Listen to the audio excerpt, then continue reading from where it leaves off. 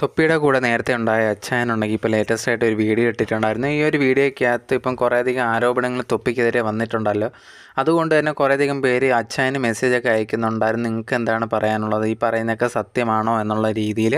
ഇനി എന്താണ് തൊപ്പിയുടെ ഇഷ്യൂ എന്നൊക്കെ അറിയാത്തവരെന്ന് പറഞ്ഞാൽ തൊപ്പിയുടെ കൂടെയുള്ള ഷമീർ, മമ്മു എന്ന് പറഞ്ഞ് കൂടെ ഉണ്ടായവരുണ്ടെങ്കിൽ അവരുമായിട്ട് പിരിഞ്ഞ് അതിന് ശേഷം വീഡിയോസും കാര്യങ്ങളൊക്കെ ഇട്ടിട്ടുണ്ടായിരുന്നു. തൊപ്പി പൈസയോ കാര്യങ്ങളോ ഒന്നും തന്നിട്ടില്ല ഞങ്ങൾക്ക്. അതുപോലെ തന്നെ തൊപ്പി ഉണ്ടെങ്കിൽ ലഹരിയൊക്കെ ഉപയോഗിക്കുമായിരുന്നു.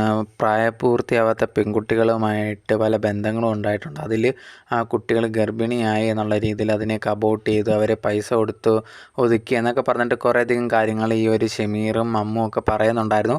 ഇതിനെതിരെയായിട്ട് ഈ ഒരു തൊപ്പിയും ഇതൊക്കെ കള്ളമാണ് എന്ന് പറഞ്ഞ് വീഡിയോസൊക്കെ ഇട്ടിട്ടുണ്ടായിരുന്നു. എന്തായാലും ഈ ഒരു അച്ചായൻ്റെ അടുത്ത് ഇതിനെപ്പറ്റിയൊക്കെ ചോദിക്കുന്ന സമയത്ത് അച്ചായൻ പറഞ്ഞൊരു കാര്യം എന്ന് പറഞ്ഞു കഴിഞ്ഞാൽ, ഞാൻ പറയാനുള്ളത് എനിക്ക് തൊപ്പി അറിയാവുന്നിടത്തോളം നല്ലൊരു വ്യക്തിയാണ് എന്നുള്ളതാണ്. എന്ന് പറഞ്ഞ് നിങ്ങളത് ഞാൻ പറയുന്ന കണക്ക് എടുക്കണമെന്നൊന്നുമില്ല. പക്ഷേ എനിക്ക് പറയാനുള്ളത് തൊപ്പി നല്ലൊരാളാണ്.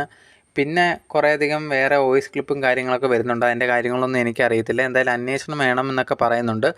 അത് നടക്കട്ടെ. അതുപോലെ തന്നെ ഈ ഒരു അച്ചായൻ്റെ അമ്മ ആശുപത്രി കിടന്ന സമയത്ത് ഈ ഒരു തൊപ്പി പൈസ തന്ന് സഹായിച്ചില്ല എന്നൊക്കെ പറഞ്ഞിട്ട് കുറേയധികം ആരോപണങ്ങളൊക്കെ വന്നിട്ടുണ്ടായിരുന്നു. അതിനെക്കുറിച്ച് ചോദിച്ച സമയത്ത് ഈ ഒരു അച്ചായൻ പറഞ്ഞത് എനിക്ക് പൈസ തന്നു എന്നുള്ള രീതിയിലാണ്. പക്ഷെ അത് എത്ര തന്നു എന്നൊന്നും ഞാൻ പറയുന്നില്ല എന്നുള്ള രീതിയിൽ കൂടി ഈ ഒരു അച്ചായൻ ആ ഒരു വീഡിയോയിൽ പറയുന്നുണ്ടായിരുന്നു. എന്തായാലും ആ ഒരു വീഡിയോയിൽ അച്ചായൻ തൊപ്പിയെ ഭയങ്കരമായിട്ട് സപ്പോർട്ട് ചെയ്താണ് സംസാരിച്ചിട്ടുണ്ടായിരുന്നത്.